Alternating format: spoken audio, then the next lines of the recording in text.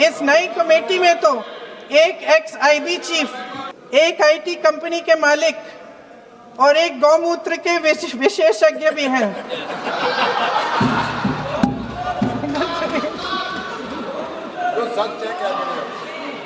इन्हें शिक्षा के बारे में क्या पता जी?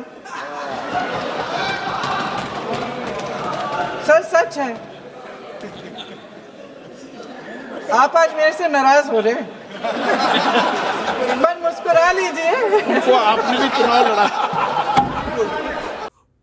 പ്രതിപക്ഷത്തോട് ചിരിക്കാത്ത അല്ലെങ്കിൽ പ്രതിപക്ഷത്തിന് അധികം മുഖം കൊടുക്കാത്ത പാർലമെൻറ്റ് സ്പീക്കറെ പോലും ഇന്ന് പൊട്ടിച്ചിരിപ്പിച്ചിരിക്കുകയാണ് കോൺഗ്രസ് MP പ്രിയങ്ക ഗാന്ധി.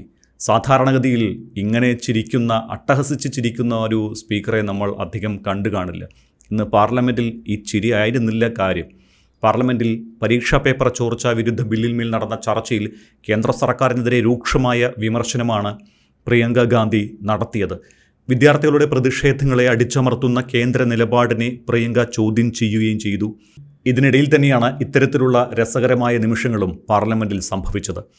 വിദ്യാർത്ഥികളുടെ പ്രതിഷേധങ്ങളെ അടിച്ചമർത്തുന്ന കേന്ദ്ര നിലപാടിനെയാണ് പ്രിയങ്ക തൻ്റെ പ്രസംഗത്തിൽ ചോദ്യം ചെയ്തത്. രാജ്യത്തെ യുവജനങ്ങൾക്ക് നേരെ പെല്ലറ്റ് ഗണ്ണുകളും AK-47 തോക്കുകളും പ്രയോഗിക്കേണ്ട സാഹചര്യം എന്താണ് എന്ന് പ്രിയങ്ക ഗാന്ധി ചോദിച്ചു.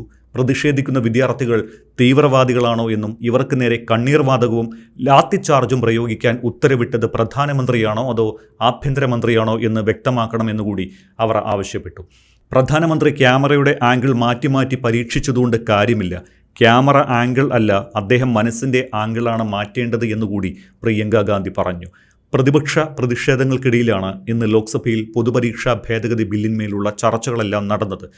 സമരക്കാർക്കെതിരായ പോലീസ് നടപടിയിൽ ആഭ്യന്തരമന്ത്രി അമിത്ഷാ മറുപടി നൽകണമെന്നാവശ്യപ്പെട്ട് പ്രതിപക്ഷം ഇരുസഭകളും രാവിലെ സ്തംഭിപ്പിച്ചിരുന്നു. തുടർന്ന് ഉച്ചയ്ക്ക് 2 മണിക്ക് ലോക്സഭ വീണ്ടും ചേർന്നാണ് ബില്ലിൽ ചർച്ച തുടങ്ങിയത്. ചർച്ചയിൽ പ്രധാനമന്ത്രിയും ആഭ്യന്തരമന്ത്രിയും പങ്കെടുക്കാത്തതിനെ KC വേണുഗോപാൽ MP ചോദ്യം ചെയ്തുവെങ്കിലും ചർച്ചയിൽ പ്രതിപക്ഷം പിന്നീട് സഹകരിക്കുകയായിരുന്നു. പൊതുപരീക്ഷാ നിയമ ഭേദഗതി ബില്ലിന്മേലുള്ള ചർച്ചയിൽ കേന്ദ്രത്തോട് ചോദ്യമുയർത്തിയും പ്രധാനമന്ത്രി നരേന്ദ്രമോദിയുടെ നീക്കങ്ങളെ പരിഹസിച്ചുമായിരുന്നു പ്രിയങ്ക ഗാന്ധിയുടെ പ്രസംഗം.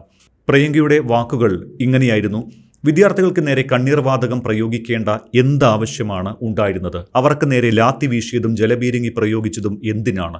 നമ്മുടെ രാജ്യത്തെ യുവക്കൾക്ക് നേരെ പെല്ലറ്റ് തോക്കുകളും AK-47 തോക്കുകളും ഉപയോഗിക്കാനും മാത്രം എന്ത് അത്യാഹിതമാണ് സംഭവിച്ചത്? അവർ തീവ്രവാദികളാണോ? ആഭ്യന്തരമന്ത്രി മറുപടി പറയുമോ?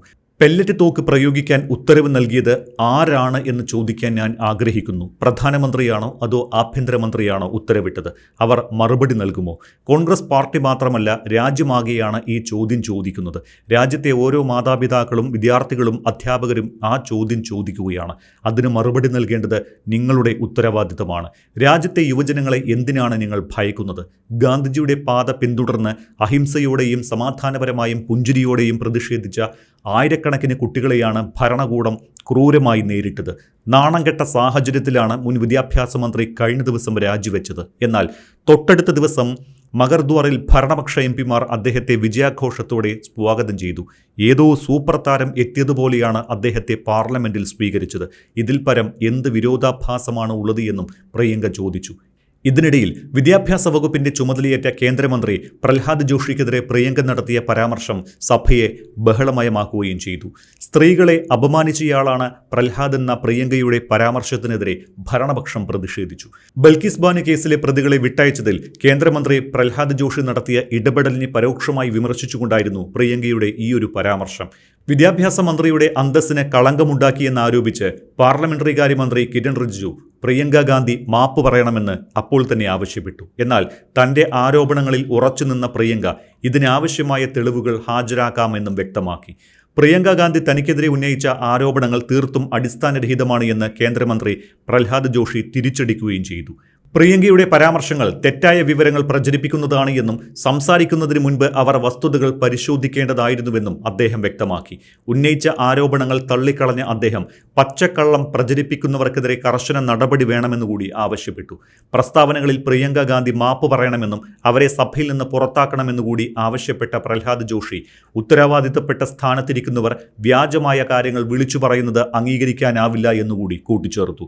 ഭരണപക്ഷത്തിന്റെ ആവശ്യം പരിഗണിച്ച് സ്പീക്കർ ഓം ബിർള പ്രിയങ്കയുടെ പരാമർശം സഭാരേഖകളിൽ നിന്ന് മാറ്റി. ഇതോടെ പ്രതിഷേധവുമായി പ്രതിപക്ഷവും രംഗത്തെത്തി. അതേസമയം സ്ത്രീകളുടെ അവകാശങ്ങളെക്കുറിച്ചുള്ള സർക്കാരിന്റെ വാദങ്ങൾ പൊള്ളയാണ് എന്ന് കുറ്റപ്പെടുത്തിയ പ്രിയങ്ക ഗാന്ധി തന്റെ ആരോപണങ്ങളെ ശരിവെക്കുന്നതിനാവശ്യമായ വീഡിയോ ദൃശ്യങ്ങൾ ഉൾപ്പെടെയുള്ള തെളിവുകൾ കൃത്യമായ നടപടികളിലൂടെ സഭയിൽ ഹാജരാക്കാൻ തയ്യാറാണ് എന്നും അറിയിച്ചു. തുടർന്ന് വിദ്യാർത്ഥികളോടുള്ള സർക്കാരിന്റെ സമീപനത്തെയും സെൻസിറ്റിവിറ്റിയെയും ചോദ്യം ചെയ്ത പ്രിയങ്ക പുതിയ വിദ്യാഭ്യാസ മന്ത്രിയുടെ നിയമനം നീതിക്കും ഉത്തരവാദിത്വത്തിനും വേണ്ടി കാത്തിരിക്കുന്ന രാജ്യത്തെ പെൺകുട്ടികൾക്ക് അസ്വസ്ഥതയുണ്ടാക്കുന്ന സന്ദേശമാണ് നൽകുന്നത് എന്നും ആരോപിച്ചു.